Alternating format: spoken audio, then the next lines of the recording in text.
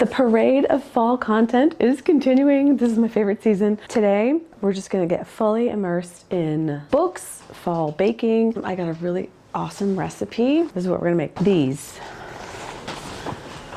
Yes, I am baking something out of a magazine. Okay, I'm in my late 40s after all. I mean, that's how it was done. But I'm also super excited to talk about the books. We're going to talk about gothic, creepy, but not Halloween creepy, because I have a Halloween list. Creepy, moody mansions. You'll see. Stick around to the end.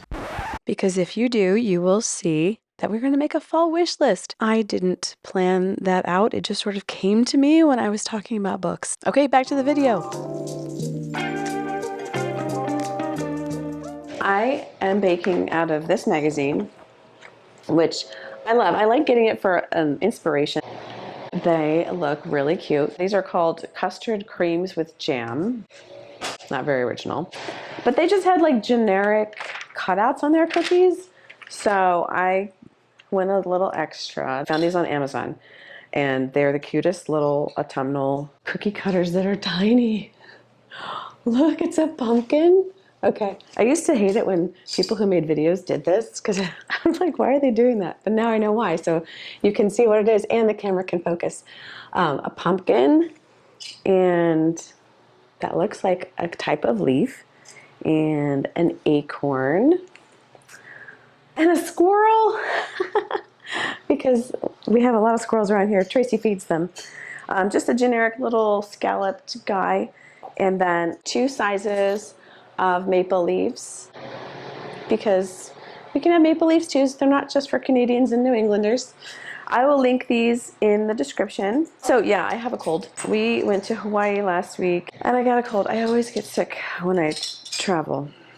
I don't know why. Let's get to this. In between the stages and stuff, because I have to make frosting and all this stuff, we will talk about books. Woo. Oh, one other thing. Look! We got a new light fixture. It's a little modern, which I liked the, contrast with the very traditional aspects of the kitchen. That's part 1 of the kitchen just refresh, which I don't know when that's gonna be, but it's coming, so yeah. Anyway, what we're gonna do over here is this is a big wall, so big walls are difficult, and I had a whole list of things, but we decided on one thing, and then we're going to paint the lower cabinets. But that's for another day, far in the future, probably after Christmas.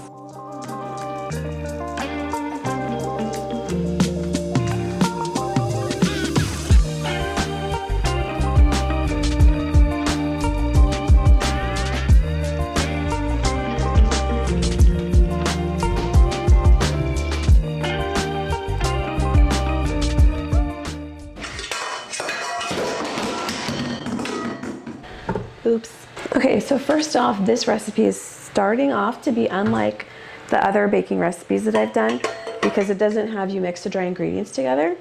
I don't know, I can follow directions, so I'm just gonna go with it. And we're gonna see. All right.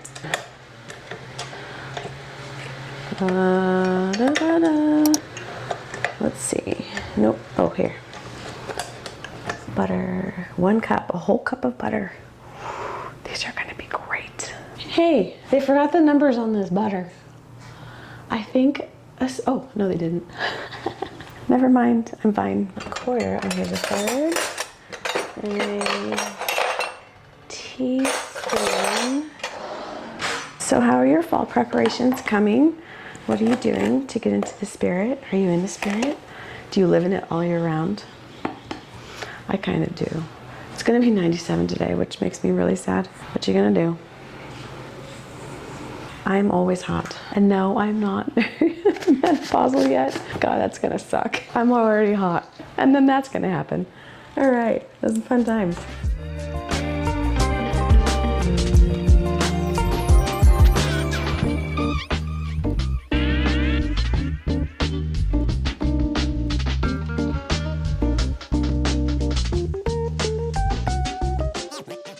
All right, so I had to order this because this is not an ingredient that I normally use. I found it on Amazon, And I don't know, we're gonna try it. Kind of got this like pinkish hue. I'm not sure if you can appreciate that. But all right, we're gonna do this. What's the weirdest thing you've added to a baking recipe? Oh, that's a question. Okay, now I have to make it into a ball. It has to be chilled, lightly floured surface.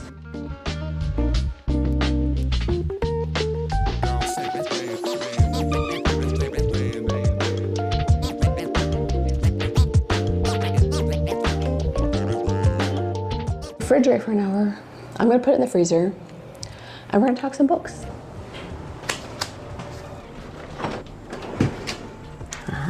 Chill out now.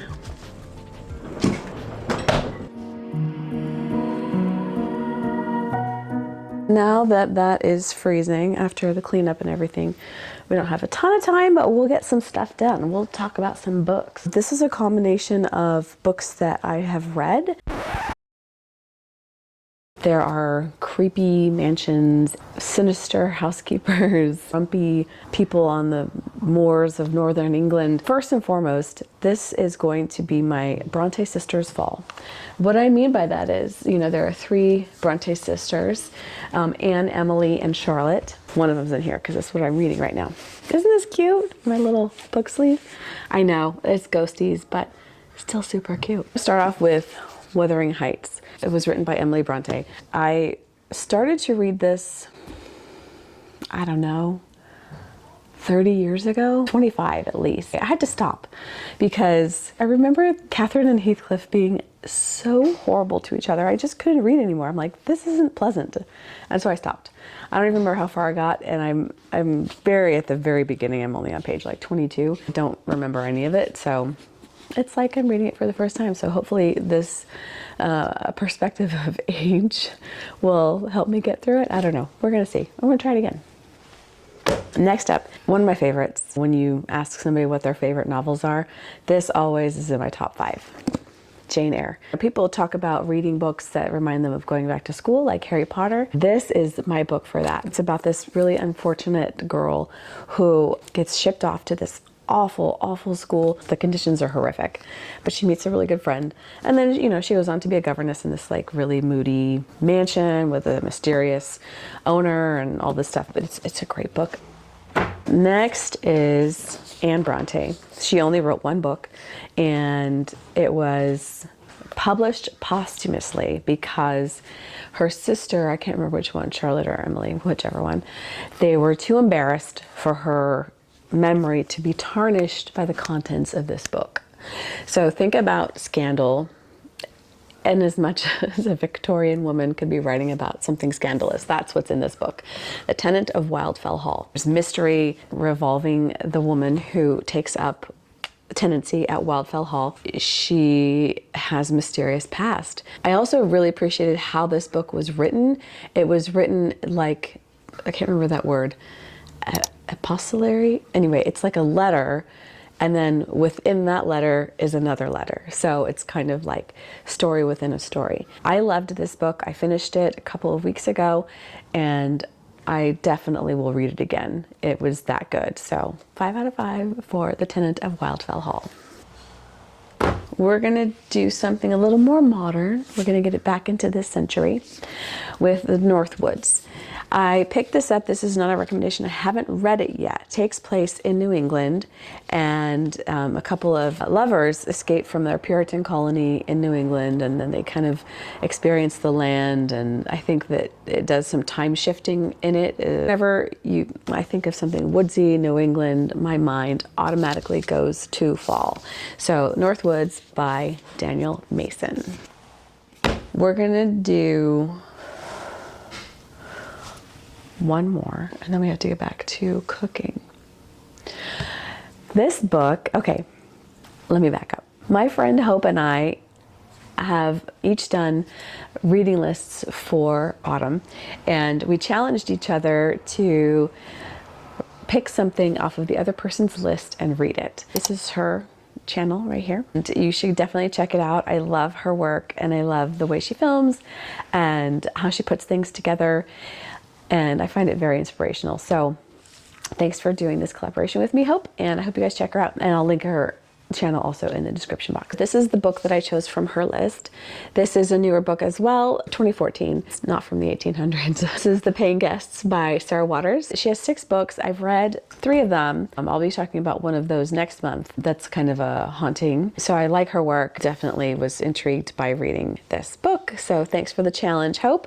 And I can't wait to see what you picked from my list.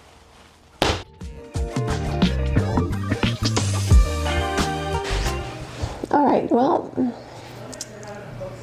I froze it for too long. So it's frozen. I put it in the microwave for like 10 seconds and then I flipped it, but the edges are still frozen, so I don't know. Crap. Okay, well, while that thaws,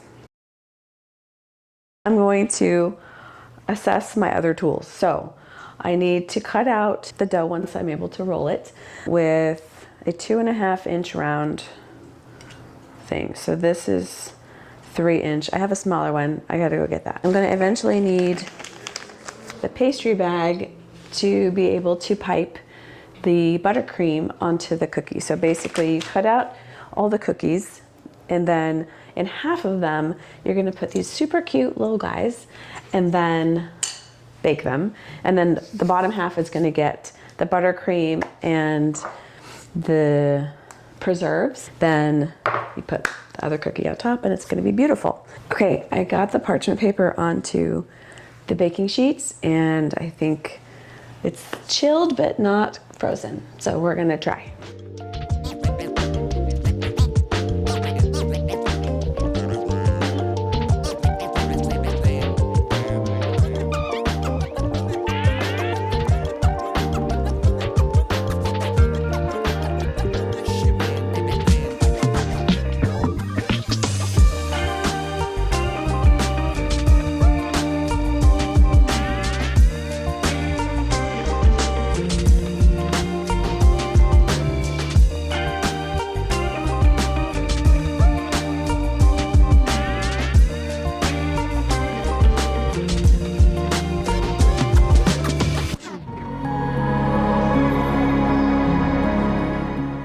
All right, well, that could have been a lot worse. I thought it was, I mean, I haven't tasted them yet, but I thought that that was gonna not be good with freezing the dough, but I think we're gonna be fine. We're gonna move on to the other book recommendations. I haven't read this one, but I really, really want to.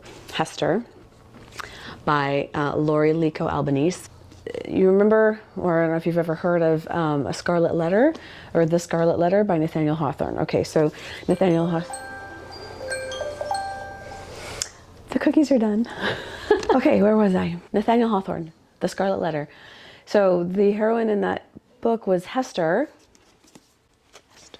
So this is a story, the woman or the tale that inspired The Scarlet Letter. So I remember reading that in high school. It was like required reading. Here's a funny story.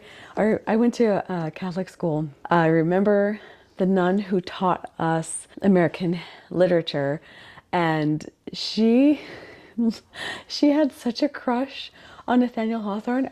We all commented, like whenever she talked about him, she got this like starry-eyed look in her eyes. It was so funny. But anyway, Hester.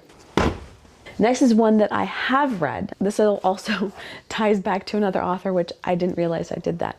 But here we are. The last novel that Charles Dickens started writing was named The Mystery of Edwin Drood, and he died in the middle of it. And so this book, this picks up and takes that character, or maybe an inspiration for that character, and just runs with it. This story can be best described as like the haunting of Charles Dickens. So imagine running through opium dens in, you know, the dingiest part of Victorian London that you could imagine. And that is why I picked this for my autumn read list. It's creepy. Yes, I don't know. I wouldn't call it scary. So that's why it didn't end up on my Halloween list. It could have. It's really good. I love Charles Dickens. And even if you don't like Charles Dickens, it's a good story anyway. So, Drood by Dan Simmons. The next, okay, it's 2 books, but there's so many options for you with this author that I'm just going to show you 2. One of my favorite authors ever, I keep saying that, Sir Arthur Conan Doyle, and the character Sherlock Holmes.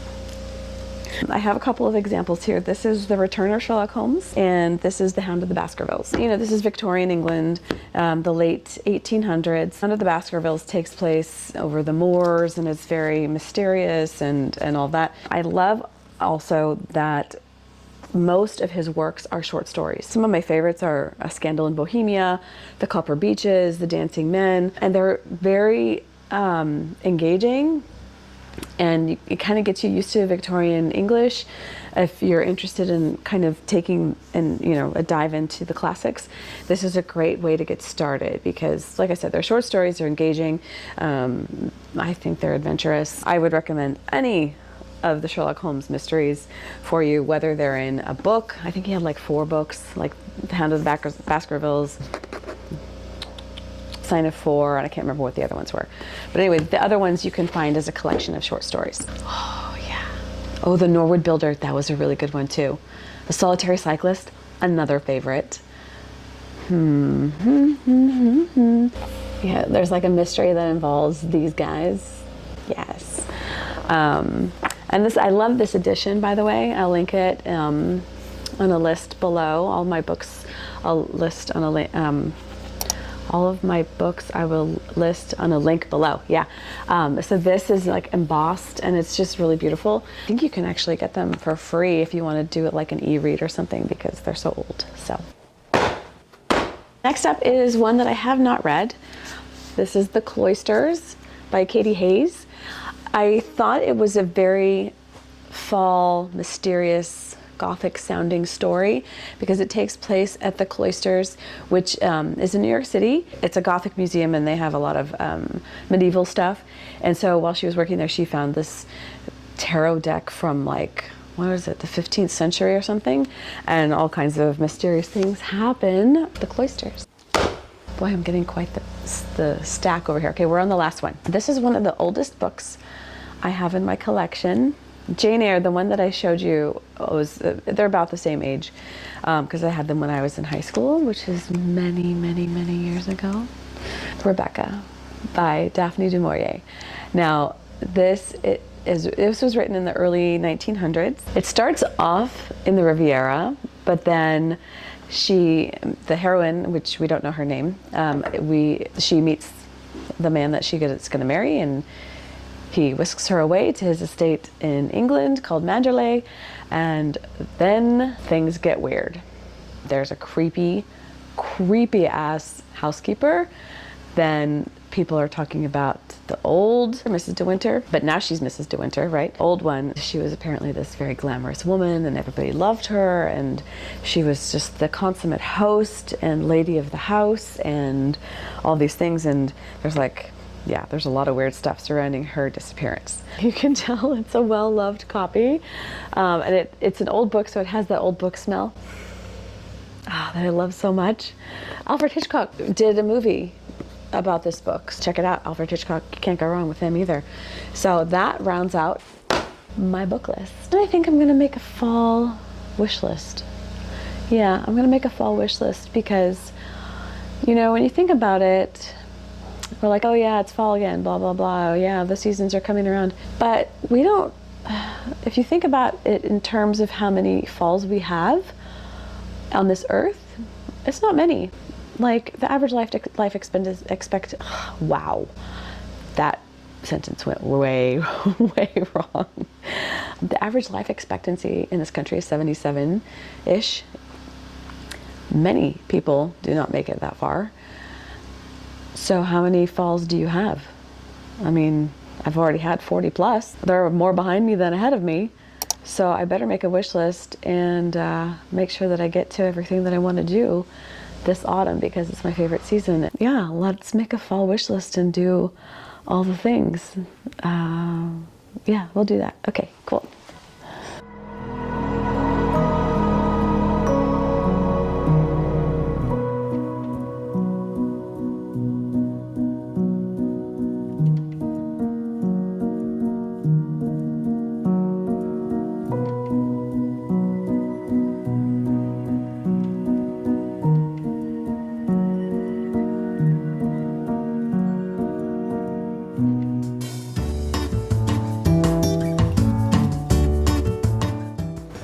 Okay, here are the finished cookies. I haven't had one yet.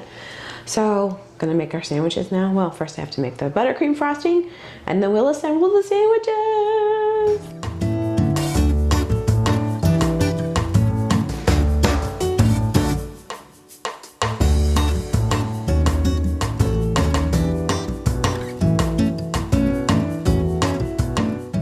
I have my little pastry bag and the tip. This is a 802 or something, I don't know, they suggested it.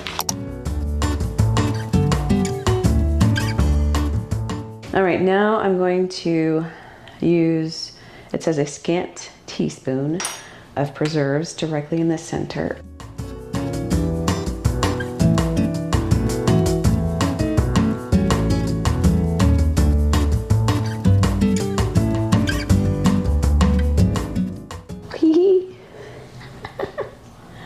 There it is. It's so cute. And we keep going.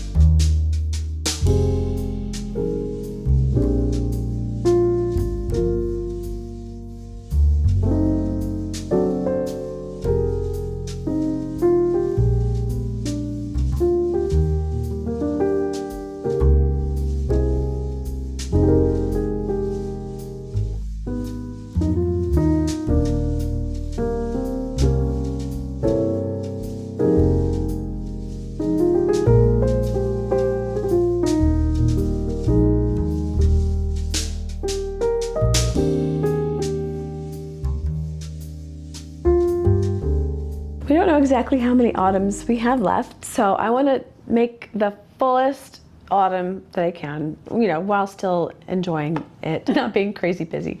And I've never made an autumn list before, so I thought that would be fun to do. So here's what's on my list.